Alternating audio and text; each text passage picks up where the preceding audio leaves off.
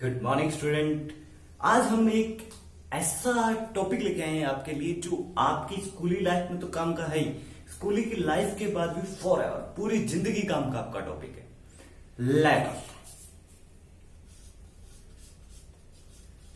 आप 6 में हो, 7th में हो, 8th में हो, 9th में, 10th में, +1 +2 किसी भी बोर्ड में किसी भी क्लास में हो, ये टॉपिक आपके हर जगह लगता है, हर जगह आता है। Letter, how to write a letter. हम छठी क्लास से लिखते आ रहे हैं, लेकिन हमें ये नहीं पता कि लिखते कैसे हैं और नंबर कैसे लिखते हैं। एग्जामिनर के हाथ से नंबर कैसे छुड़ाने हमें ये नहीं पता। हम बस 5 या 6 नंबर का आता है तो एक सीधा साधा फॉर्मेट सा लिख कर आ जाते हैं और एग्जामिनर अपनी मर्जी से उसमें नंबर दे देते हैं। लेकिन मैं आज आपको सिखाऊंगा कि लेटर होते कितने तरह के हैं और लिखे कैसे जाते हैं। बेसिकली देखा जाए तो लेटर 2 तरह से होते हैं, फॉर्मल और इनफॉर्मल। फॉर्मल और इनफॉर्मल 2 तरह के लेटर होते हैं। फॉर्मल लिखे जाते हैं ऑफिशियल वर्क, ऑफिशियल वर्क करवाने के लिए हम लिखते हैं फॉर्मल लेटर्स। जैसे म्यूनिसिपैलिटी कॉर्पोरेशन को लिख दिया, प्रिंसिपल सर को लिख दिया, या किसी अदर एक्टिविटीज के लिए किसी को लिख दिया, तो वो लिखते हैं हम फॉर्मेट। और जब हम फ्रेंड सर्किल में लिखते हैं, भाई बहनों को लिखते हैं, तो हम इनफॉर्मल लिखते हैं। आजकल फॉर्मल ही प्रचलन में है, इनफॉर्मल प्रचलन से बाहर हो गया है, क्योंकि आज का हम व्हाट्सएप, फेसबुक मैसेंजर, टिंडर वगैरह बहुत सी सोशल नेटवर्किंग साइट यूज करना शुरू कर दिया है।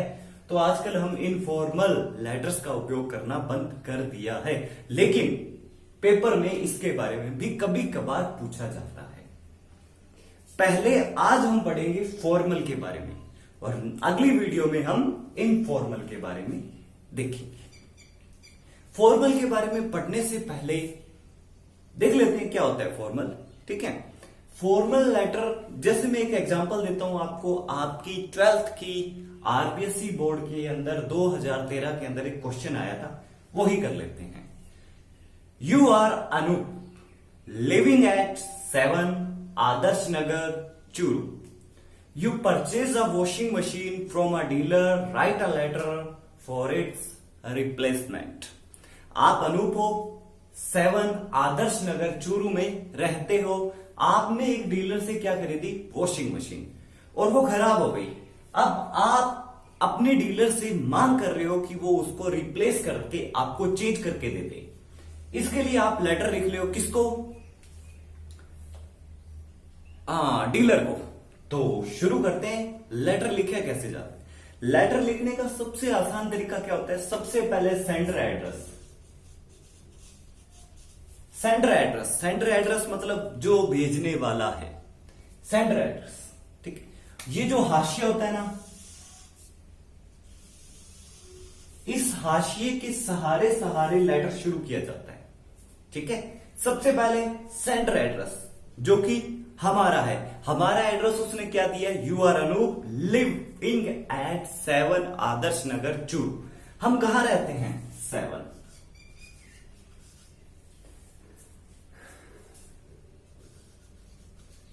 आदर्श नगर,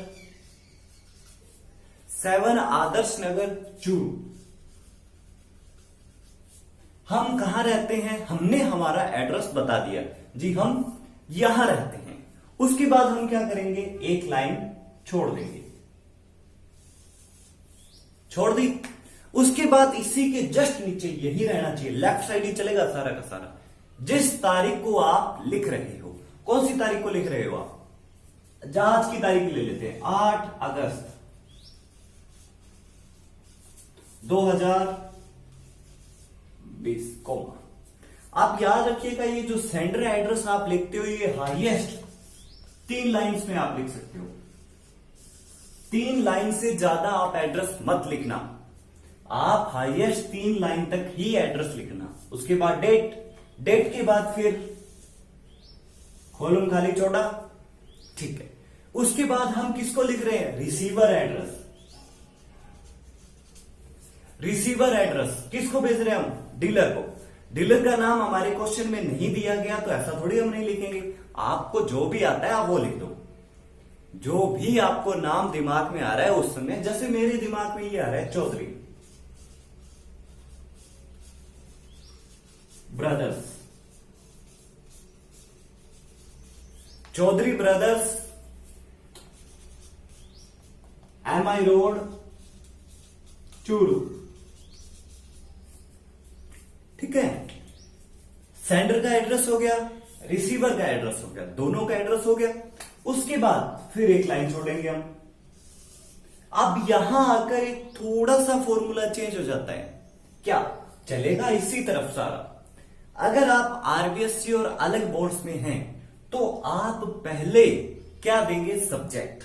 लेकिन अगर आप सीबीएसई बोर्ड में हो तो पहले सैल्यूटेशन देंगे, डियर सर, डियर मैम। ठीक है, ये फॉर्मेट अभी चेंज हुआ है, लेकिन आप ये भी लिख देते हो तो कोई दिक्कत नहीं है। यहां तक हुआ। उसके बाद इसी के नीचे, मेरे पास बोर्ड में जगह नहीं, मैं इधर आ रहा हूं, इसी के नीचे हाशिए के साथ साथ क्या लिखोगे? सबसे पहले सब्जेक्ट। सब्जेक्ट क्या है हमारा? सब्जेक्ट आपका 4 to 6 वर्ड्स, 4 to 6 वर्ड्स होना चाहिए मैक्सिमम मार्किंग। 6 से ज्यादा वर्ड आप नहीं लिख सकते। मैं लिखता हूं कंप्लेंट रिगार्डिंग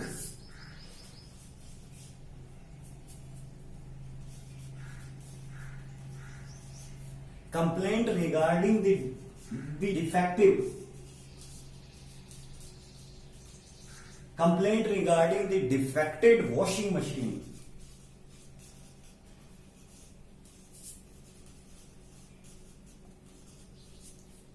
ठीक है, मेरे पास बोर्ड पे जगह कम है, आप एक ही लाइन में लिखोगे। मैक्सिमम आप 6 वर्ड लिख सकते हो। हमारे कितने हैं? 1 2 3 4 5 6।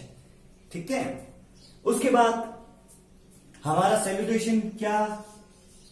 Dear sir, dear ma'am. हाँ, इसके बीच में हम एक लाइन छोड़ेंगे, इसके बाद लाइन, और सब्जेक्ट के बाद एक लाइन, फिर सैल्यूटेशन हमारा, फिर सैल्यूटेशन के बाद एक लाइन, फिर हम हमारा जो बॉडी है लेटर की वो लिखेंगे। जैसे पहले तो हम ये बताएंगे हमने कब खरीदी थी। आई बॉट, हमने खरीदी थी अ washing machine from your showroom. बताना तो पड़ेगा कि हमने आपसे खरीदा था। हमने आपसे क्या खरीदा था? एक वॉशिंग मशीन खरीदी थी आपके शोरूम में with a warranty of 1 year. 1 साल की आपने वारंटी भी दी थी। ये पैसे में खरीदी थी। आप चाहो तो लिख सकते हो, वरना मत लिखना। हमने आपके शोरूम से एक वॉशिंग मशीन खरीदी थी 1 साल की वारंटी के साथ। लेकिन क्या हो गया? But only 8 months have passed. लेकिन अभी 8 महीने ही गुजरे हैं। And it has started troubling me for a month. लेकिन पिछले 1 महीने से ये मुझे परेशान करना शुरू कर दिया है।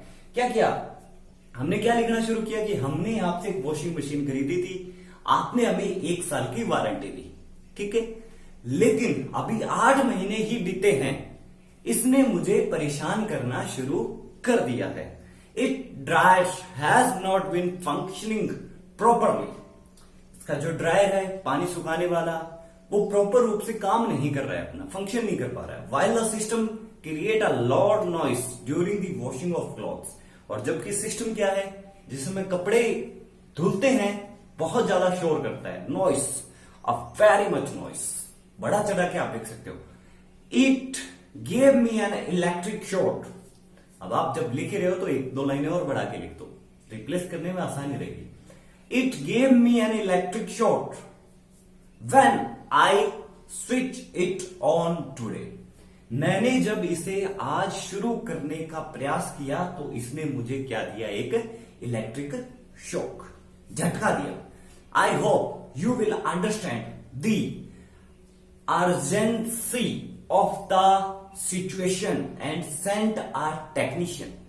मुझे लगता है कि आप मेरी जल्दबाजी को समझ सकते हो, और ये कीजिए कि आप सबसे पहले हमारे पास एक टेक्नीशियन भी भेजिए टू रेक्टिफाई दिस डिफेक्ट्स और रिप्लेस इट सून। या तो आप क्या कीजिए, ये जो हमारी समस्याएं हैं उन्हें समाप्त करवा दीजिए, या फिर इस पीस को बदल दीजिए। हमने दोनों ही बात इसमें लिख दी। लास्ट में क्या लिखेंगे? Your faithfully. आपका नाम दिया हुआ था, you are Anoop, living at तो हमारा नाम क्या है? अनूप। ठीक है, लेकिन योर फेथफुली अनूप वो इसी लाइन में चलेगा। देखते हैं दोबारा। सबसे पहले क्वेश्चन क्या था हमारा? You are Anoop living at 7 Adarsh Nagar Churu.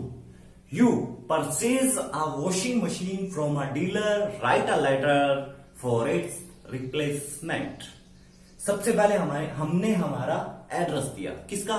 Centre का एड्रेस 7 आदर्श नगर चूरू। उसके बाद एक लाइन छोड़ी, उसके बाद हमने तारीख बताई, क्या? जिस तारीख को हम लिख रहे थे 8 अगस्त 2020, कुछ भी लिख दो। फिर sender address Chaudhary brothers, MI road Churu. फिर हमने क्या लिखा? सब्जेक्ट कितना? Complaint regarding the defected washing machine. फिर सैल्यूटेशन डियर सर। फिर हमने हमारी बॉडी लिखनी शुरू कर दी, लेटर की बॉडी लिखनी शुरू कर दी। I want a washing machine from your showroom with a warranty of 1 year, but only 8 months have passed by and